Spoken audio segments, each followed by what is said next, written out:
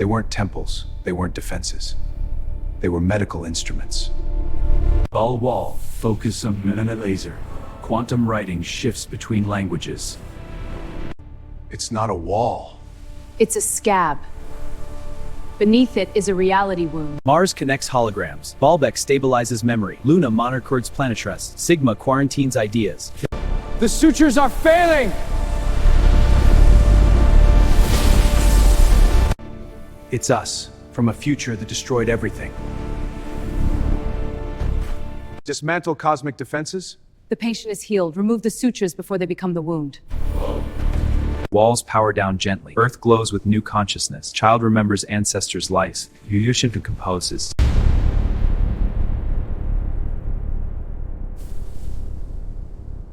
A tale from the 12th millennium. In the year 10,872, Dr. Kaelen Mars, chief xenoarchaeologist of the United Terran Research Initiative, stood before the fifth and final wall.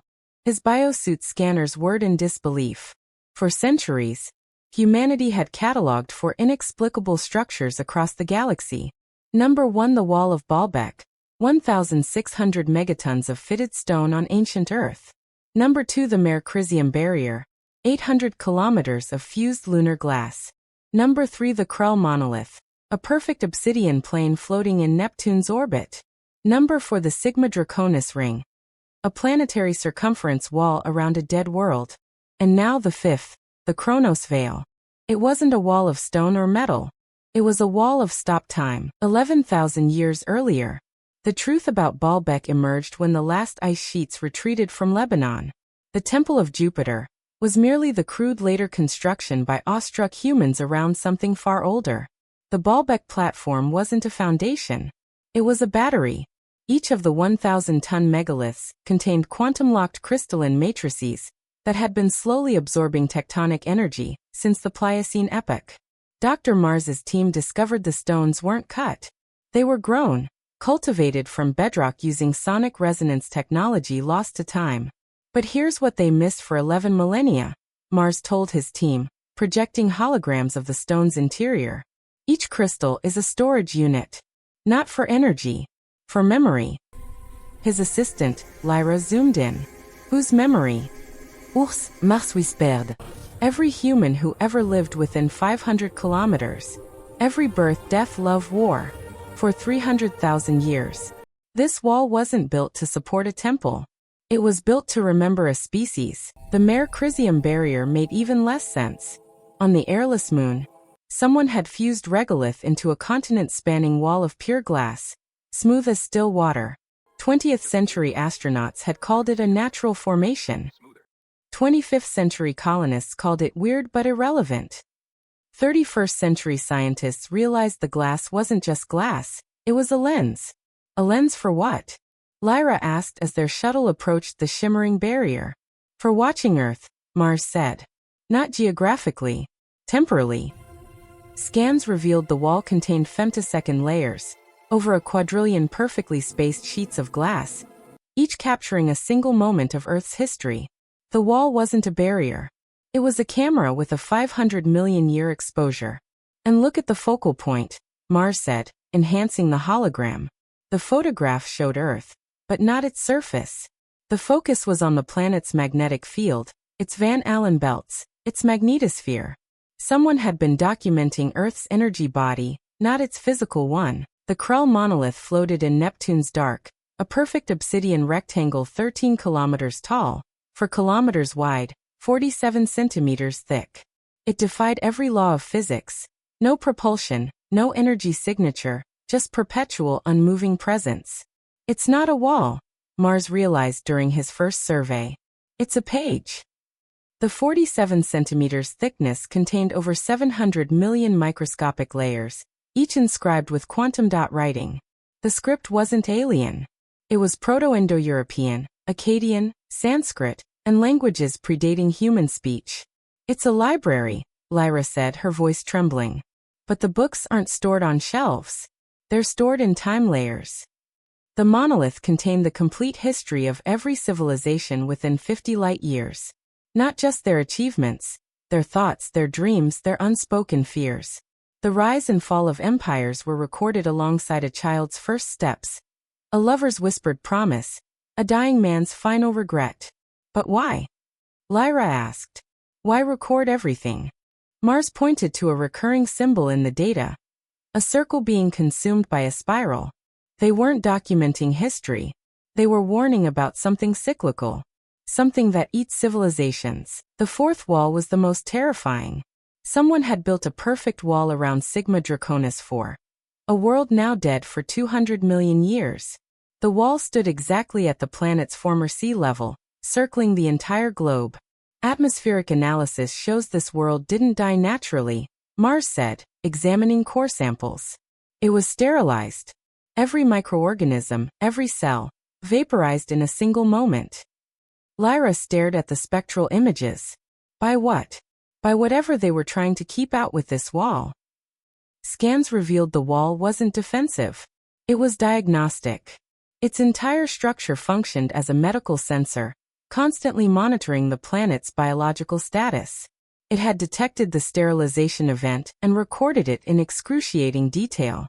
The pathogen wasn't biological, Mars said, pulling up the data. It was conceptual. The wall's records showed the civilization of Sigma Draconis 4 hadn't been killed by weapons or disease.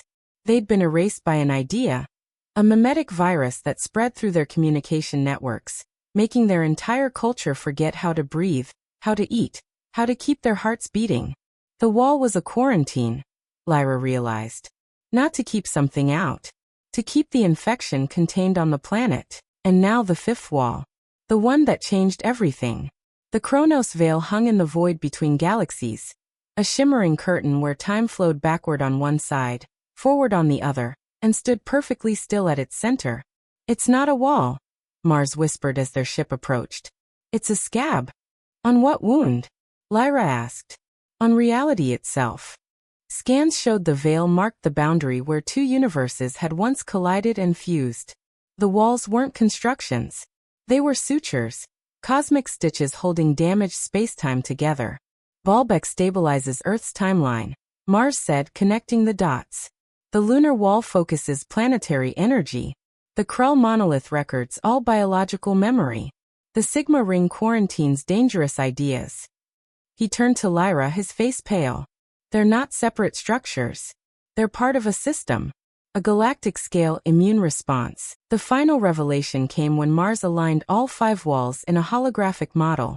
They formed a perfect pentagram across the Milky Way, with Earth at the center. The walls aren't protecting us, he said. They're protecting reality from us. Lyra frowned. What do you mean? Every wall corresponds to a human capability, Mars explained, calling up data. Baalbek memory. Luna. Perception. Krell. Communication. Sigma. Ideation. Chronos. Temporal manipulation. He zoomed in on the Chronos Veil's core readings. And this fifth wall. It's failing. The veil showed stress fractures.